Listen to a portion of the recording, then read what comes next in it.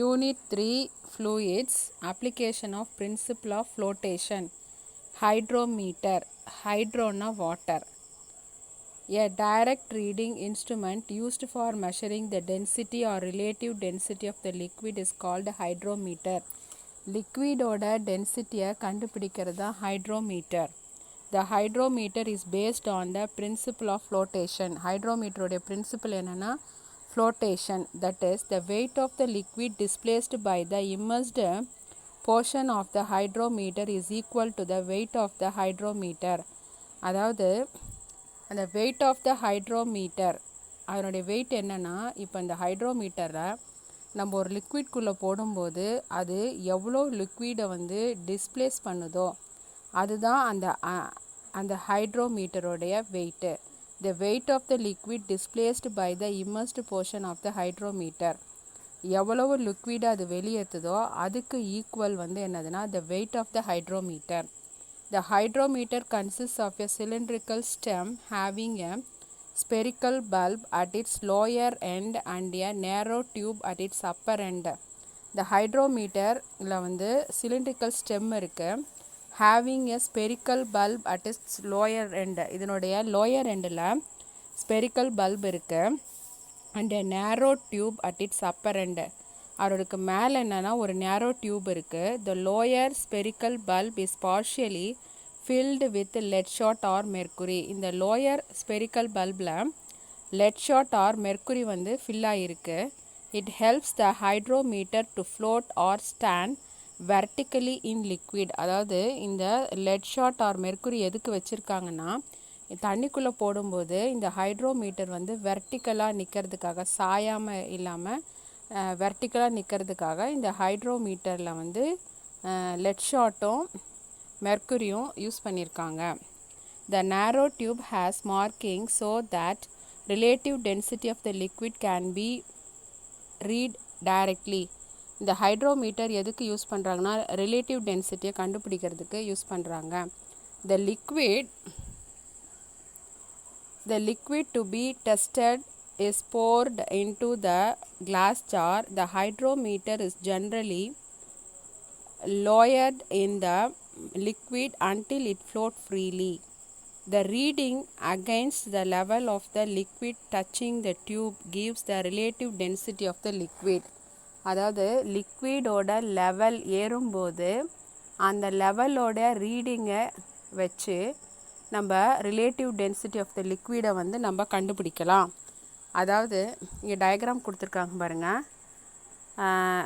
ஒரு cylindrical jar இருக்குது, அதில் நம்ம லிக்விட் வச்சுருக்கோம். அந்த லிக்விடோட ரிலேட்டிவ் டென்சிட்டி கண்டுபிடிக்கிறதுக்கு இப்போ அதில் வந்து ஒரு ஹைட்ரோமீட்டர் நம்ம போடுறோம்.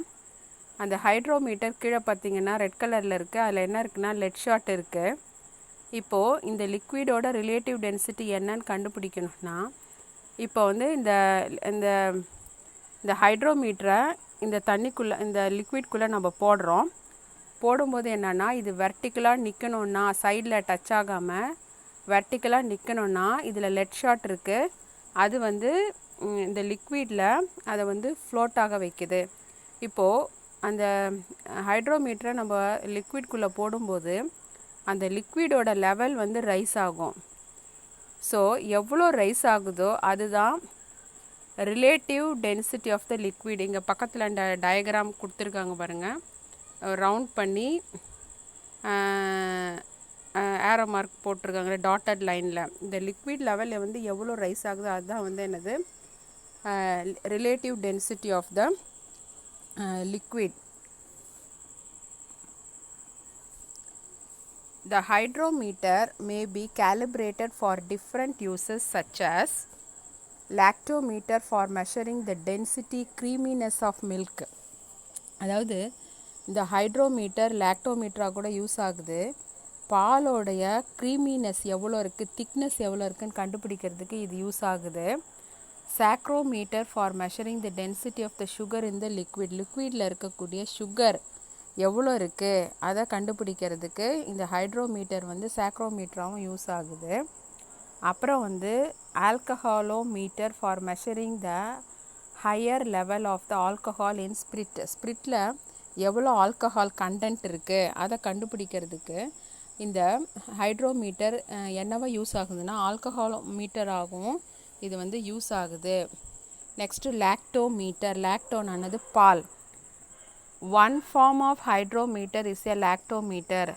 அதாவது ஹைட்ரோமீட்டருடைய இன்னொரு வகை தான் என்னதுன்னா lactometer. And instrument used to check the purity of milk. மில்கோடைய பியூரிட்டி என்னன்றதை கண்டுபிடிக்கிறதுக்கு இது யூஸ் ஆகுது. The lactometer work on the principle of gravity of milk. அதாவது கிராவிட்டி ஆஃப் மில்க்குன்றது தான் இதனுடைய பிரின்சிபிள். அதாவது ஹைட்ரோமீட்டருடைய பிரின்சிபிள் என்ன ஃப்ளோட்டேஷன். இது லாக்டோமீட்டருடைய பிரின்சிபிள் என்னன்னா principle of gravity of milk. The lactometer consists of a long graduated test tube with a cylindrical bulb with the graduation ranging from 15 at the top to 45 at the bottom. அதாவது லாக்டோமீட்டருடைய அதில் graduation இருக்குது, marking இருக்குது. அது வந்து எதுலேருந்து start ஆகுதுன்னா டாப்பில் 15லேருந்து start ஆகுது. பாட்டமில் எவ்வளோ இருக்குன்னா 45 வரைக்கும் இருக்குது. The test tube is filled with air. அந்த டெஸ்ட் டியூப்பில் என்ன ஃபில் ஆகிருக்குன்னா ஏர் இருக்குது. This air chamber causes the instrument to float. இந்த ஏர் சேம்பர் எதுக்கு யூஸ் ஆகுதுன்னா அந்த இன்ஸ்ட்ருமெண்ட்டை வந்து வெர்டிக்கலாக லாக்டோமீட்டர் வந்து பாலில் போடும்போது அது வெர்டிக்கலாக சாயாமல் வெர்டிக்கலாக ஃப்ளோட் ஆகிறதுக்கு அது யூஸ் ஆகுது. The spherical bulb is filled with mercury to cause the lactometer to sink up to the proper level and to float in an upright position in the milk. அதாவது the spherical bulb இருக்குது is filled with mercury. அதில் என்ன fill ஆகிருக்கு mercury. லாக்டோமீட்டரில் வந்து let shot வந்து fill ஆகிருக்கு, இங்கே வந்து மெர்க்குரி ஃபில் ஆகிருக்கு. லாக்டோமீட்டரில் ஸ்பெரிக்கல் பல்பில் எது ஃபில் ஆகிருக்குன்னா மெர்க்குரி ஃபில் ஆகிருக்கு. இந்த மெர்க்குரி வந்து இந்த லாக்டோமீட்டர் வந்து வெர்டிக்கலாக பாலில் வைக்கும்போது வெர்டிக்கலாக ஃப்ளோட் ஆகிறதுக்கு இந்த மெர்க்குரி வந்து யூஸ் ஆகுது. இந்த lactometer to sink up to the proper level and to float in upright position in the milk. Inside the lactometer there may be a thermometer extending from the bulb up into the upper part of the test tube where the scale is located. அதாவது இந்த லாக்டோமீட்டருக்குள்ளார என்ன இருக்குன்னா தெர்மோமீட்டரும் இருக்குது. அதாவது the correct lactometer reading is obtained only at the temperature of 60 degree Fahrenheit. அதாவது correct lactometer reading எப்போ அது காட்டும்னா 60 டிகிரி ஃபாரன்ஹீட் வரும்போது தான் அது காட்டும். A lactometer measure the cream content of milk. மில்கோடைய க்ரீம் எவ்வளோ திக்னஸ் இருக்குது அதை கண்டென்ட்டை மெஷர் பண்ணுறதுக்கு இந்த லாக்டோமீட்டர் வந்து யூஸ் ஆகுது. More the cream the lower the lactometer floats in the milk. அதாவது திக்னஸ் க்ரீமினஸ் அதிகமாக இருந்ததுன்னா லாக்டோமீட்டர் வந்து ரொம்ப அதிகமாக பாலுக்குள்ளே மூழ்காது, மேலேயே ஃப்ளோட் ஆகும்.